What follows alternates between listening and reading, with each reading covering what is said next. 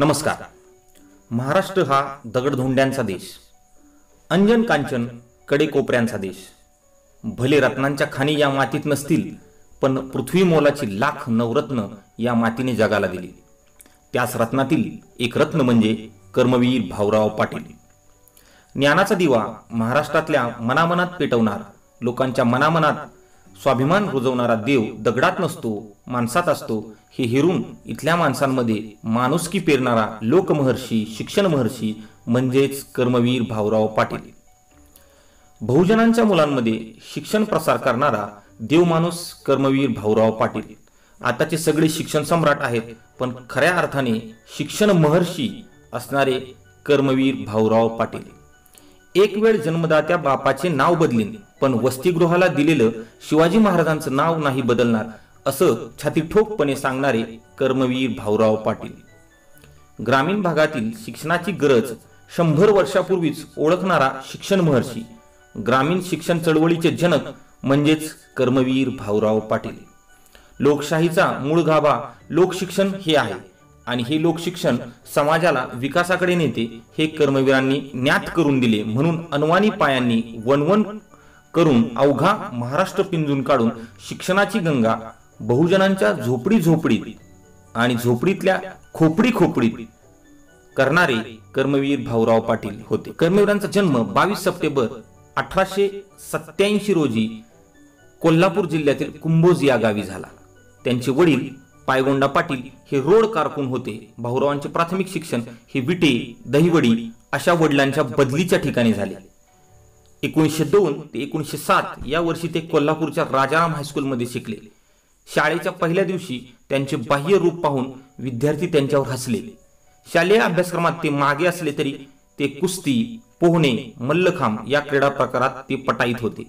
ते इंग्रजी 6वी म्हणजेच आताची 10वी शिकले असं म्हणायला हरकत नाही. 10वी नापास असणाऱ्या या विद्यार्थ्याने ज्ञानाची गंगा खेड्यापाड्यापर्यंत नेली. कोल्हापुरात असताना भाऊराव कोल्हापूर येथील दिगंबर जैन बोर्डिंग मध्ये राहत असत. ही बोर्डिंग 1905 मध्ये राजर्षी शाहू महाराजांनी सुरू केली होती. 1908 मध्ये मिस क्लार्क हॉस्टेल या अस्पृश्य मुलींच्या वसतिगृहांच्या उद्घाटनाच्या कार्यक्रमास गेले, म्हणून त्यांनी दुसऱ्यांदा स्नान करावे हा आदेश न पाळल्यामुळे त्यांना वसतिगृहातून काढून टाकले गेले. बाळासाहेब खानविलकर या त्यांच्या मित्राने झाला प्रकार ऐकून त्यांना शाहू महाराजांच्या वाड्यावर आणले व राजवाड्यातील विद्यार्थी कक्षात त्यांची राहण्याची व्यवस्था केली. कोल्हापुरात शिक्षण घेत असताना त्यांच्या जीवनावर महात्मा फुले, शाहू महाराज, महात्मा गांधी यांच्या जीवनाचा खूप प्रभाव पडला. या 3 महान लोकांमुळेच भाऊरावांच्या मनात समाजसेवेचे शुद्ध बीज अंकुरित झाले. शिक्षण हाच सर्व सुधारणांचा पाया आहे अशी त्यांची खात्री पटली. शिक्षणाच्या अभावामुळेच आपली पिछेहाट झाली आहे याची त्यांना अगदी तरुण वयातच जाणीव झाली. त्यामुळेच त्यांनी 1909 मध्ये काही मित्रांच्या सहकार्याने वाळवे तालुक्यातील दुधगाव येथे दुधगाव विद्यार्थी आश्रम ही संस्था काढली व भाऊरावांच्या शैक्षणिक कार्यास प्रारंभ झाला. काले या सातारा जिल्ह्यातील कराड या गावी 1919 मध्ये सत्यशोधक परिषदेचे अधिवेशन भरले होते. ग्रामीण जनतेच्या शिक्षणासाठी शिक्षण संस्था स्थापन करावी अशी विनंती भाऊरावांनी केली आणि ती मान्यही झाली. दीन, दलित, बहुजन मुलांना शिक्षण दिले पाहिजे असा विचार त्यांनी मांडला. शेतकरी म्हणजे रयत, रयतेला शिक्षण देणारी संस्था, म्हणूनच या संस्थेला रयत शिक्षण संस्था असे नाव देण्यात आले. अशा तऱ्हेने 5 ऑक्टोबर 1919 रोजी रयत शिक्षण संस्था स्थापन झाली. श्रम, स्वावलंबन व समता या 3 तत्वांवर त्यांच्या शैक्षणिक कार्याचा वटवृक्ष आधारलेला होता. ज्याच्या हाताला घट्टा नाही व चट्टा नाही तो स्वावलंबी विद्यार्थीच नाही असे भाऊराव नेहमी म्हणत असत. शिक्षणामध्ये शारीरिक श्रमाची प्रतिष्ठा प्रस्थापित करण्याचा यशस्वी प्रयत्न भाऊरावांनी केला. विद्यार्थ्यांनी शिक्षण घेत असतानाच काम केलं पाहिजे व त्यातून शिक्षणाचा खर्च भागवला पाहिजे असे ते बोलत असत. संस्थेचा दैनंदिन कारभार पाहता यावा म्हणून त्यांनी किर्लोस्कर कारखान्यातील कामाचा राजीनामा दिला. वसतिगृहातील विद्यार्थ्यांना भोजन, पुस्तके, वह्या, पाटी हा खर्च भागवण्यासाठी लोकांचा सहभाग व आस्था निर्माण केली. लोकसहभागातून संस्थेचा खर्च भागवला जाईल. दुधगाव, कार्ले, नेरले या 3 ठिकाणी प्रथम जी वसतिगृह स्थापन केली होती त्यांचा खर्च भागवण्यासाठी प्रसंगी त्यांना आपली पत्नी लक्ष्मी यांचे मंगळसूत्र देखील विकावे लागले होते. 1919 मध्ये रयत शिक्षण संस्थेची स्थापना जरी झाली असली तरी आपल्या कार्यास व्यापक रूप देण्यासाठी 1924 मध्ये भाऊरावांनी सातारा येथे सर्व धर्माच्या, पंथाच्या व जातीच्या विद्यार्थ्यांसाठी एक वसतिगृह काढले. 1927 साली महात्मा गांधींनी या वसतिगृहाला भेट दिली. सर्व जाती धर्मातील विद्यार्थी एकत्र राहतात हे पाहून गांधीजींना सुद्धा खूप आनंद झाला होता. भाऊरावांच्या पत्नीनेही आपले सर्व जीवन वसतिगृहाच्या कामातच देण्याचे ठरवले. पुढे तर त्यांच्या पत्नीने लक्ष्मीबाईंनी आपले सर्व जीवन संस्थेसाठीच व्यतीत केले. 1932 मध्ये कर्मवीर भाऊराव पाटील यांनी युनियन बोर्डिंग हाऊस या नावाने वसतिगृह पुणे येथे फर्ग्युसन टेकडीच्या मागे असलेल्या वडार वस्तीजवळ झोपड्या बांधून सुरू केलं. 4 एप्रिल 1933 रोजी बडोद्याचे संस्थानिक सयाजीराव गायकवाड हे सातारा येथे आले तेव्हा त्यांनी शाहू बोर्डिंगला भेट दिली होती. महाराजांनी विद्यार्थ्यांची विचारपूस केली, तिथल्या भाकरी व पिठले याचा आस्वाद सुद्धा घेतला. ते स्वतः शिक्षणाचे चाहते होते. त्यांनी भाऊरावांना 4000 रुपयांचा चेक दिला.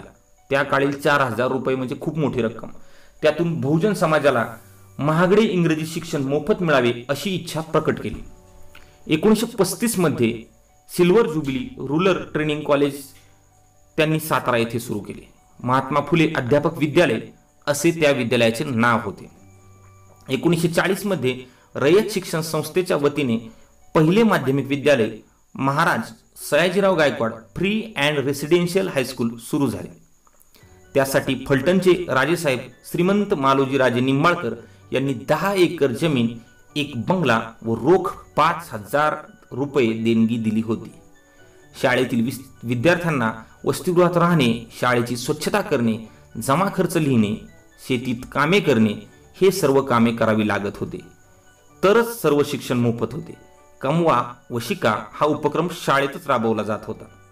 रयत शिक्षण संस्थेची आज जवळपास 320 हायस्कूल, 29 महाविद्यालय, 572 शाळा व वसतिगृह आहेत. रयत शिक्षण संस्था सातारा ही फक्त महाराष्ट्रातील किंवा भारतातील सर्वात मोठी शिक्षण संस्था आहे असे नाही, तर संपूर्ण आशिया खंडात एवढी मोठी शाखात्मक विस्तार असलेली संस्था दुसरी कोणतीही नाही.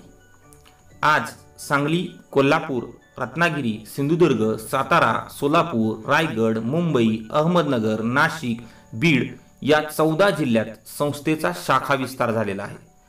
गांधी हत्येनंतर सातारा येथे गांधीजींना श्रद्धांजली वाहण्यासाठी झालेल्या सभेत तत्कालीन मुख्यमंत्री बाळासाहेब खेर यांच्या विरोधात अपशब्द काढले म्हणून संस्थेचे अनुदान बंद करण्याचा निर्णय घेण्यात आला होता.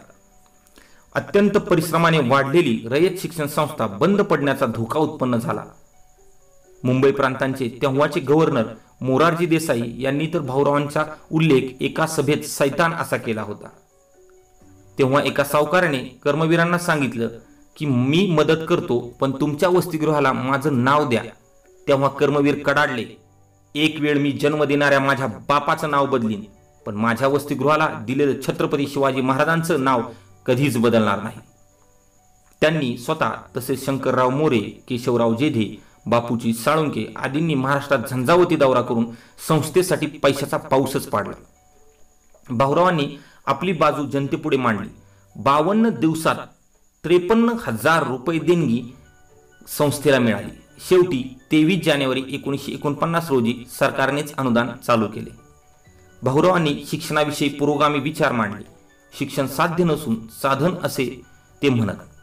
शिक्षणातून नवचैतन्य, नवमानव व नवसमाज निर्माण झाला पाहिजे असे त्यांचे विचार होते. शिक्षण घ्या, शहाणे व्हा, पालकांचे दारिद्र्य आड येऊ देऊ नका, घाम गाळून शिका, समाजाच्या उपयोगासाठी शिका असे त्यांचे विचार होते. शिक्षण हे माणसाच्या विकासाचे मूळ साधन आहे. शिक्षणामुळे माणूस बहुश्रुत होतो असे ते म्हणत. स्वावलंबी शिक्षण हेच आमचे ब्रीद हे रयत शिक्षण संस्थेचे बोधवाक्य आहे.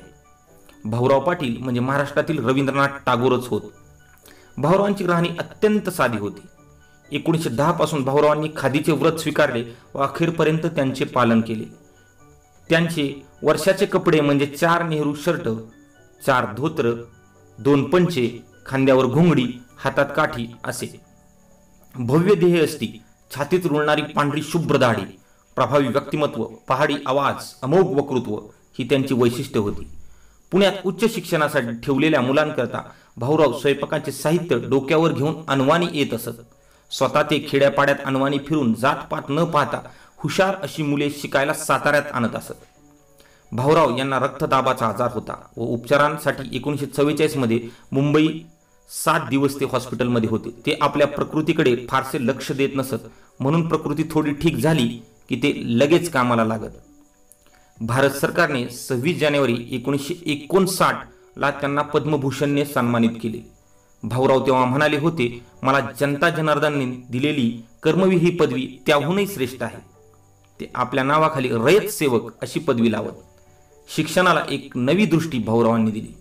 श्रम करा व शिका, स्वावलंबी शिक्षण हे त्यांच्या शिक्षण कार्यातील नवे तत्वज्ञान होते. शिक्षणाच्या आड गरिबी येत नाही हा एक नवीनच विचार त्यांनी आपल्या कार्यातून मांडला. पुणे विद्यापीठाच्या डिलीट ही पदवी भाऊराव पाटील यांना गव्हर्नर श्री प्रकाश यांच्या हस्ते दिली. ही पदवी देण्यासाठी ससून रुग्णालयात कुलगुरू रँगलर परांजपे व विद्यापीठ रजिस्ट्रार स्वतः गेले होते. भाऊरावांनी अनेक मुले शिक्षणासाठी परदेशातही पाठवली होती. परदेशात विद्याविभूषित होऊन आलेल्या विद्यार्थी परत संस्थेमध्येच काम करू लागले होते. 9 मे 1959 रोजी भाऊराव पाटील यांचे निधन झाले. भाऊरावांनी रयत शिक्षण संस्थेच्या सर्व शाळा व महाविद्यालयांमध्ये कमवा व शिका योजना चालू करून श्रमप्रतिष्ठेचे महत्त्व विद्यार्थ्यांना पटवून दिले. स्वावलंबी शिक्षण हा प्रयोग बहुधा देशात त्यावेळी पहिल्यांदाच असावा. गेल्या 100-150 वर्षात भाऊराव पाटील यांच्यासारखा लोकोत्तर शैक्षणिक पुरुष झालाच नाही. पंडित नेहरू कर्मवीरांबद्दल बोलतात, कर्मवीर भाऊराव पाटील यांनी महाराष्ट्राच्या शैक्षणिक क्षेत्रात फार मोठी क्रांती केली आहे. श्रमातून शिक्षण प्राप्त करण्याचा महान मूलमंत्र त्यांनी जनतेला दिला.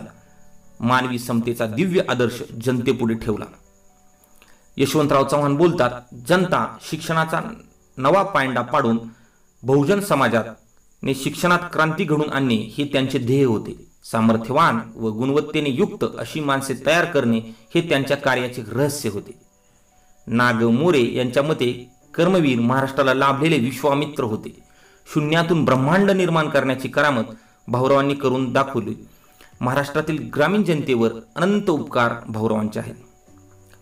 ह्याच कर्मवीरांच्या महाराष्ट्रात आज शिक्षण क्षेत्राचा बाजार चाललाय असं चित्र दिसतं. शिक्षणाचा व्यापार करणारे लोक महाराष्ट्रात आलेत. भाऊरावांचा महाराष्ट्र आज खाऊरावांचा झालाय असं सगळीकडे दिसतंय. त्यामुळेच कर्मवीरांबद्दल म्हणावेसे वाटते, आदर्शस्तू लोकनायक धर्मसंस्कृतीचा, अग्रदूत तू समाजपुरुषा ज्ञानक्रांतीचा, झोपडीत तू हसत लाविला विद्येचा दीप, बहुजन हसला बहुमनी जळता शतकांचे पाप, विद्येच्या दीपस्तंभास त्रिवार वंदन त्रिवार अभिवादन. भाऊरावांची माहिती तुम्हाला जर आवडली असेल व अशाच महापुरुषांच्या बद्दल माहिती जाणून घेण्याची आपल्याला आवड असेल तर आमचा आठवणीतील कथा हा YouTube चॅनल नक्की सबस्क्राईब करा. धन्यवाद.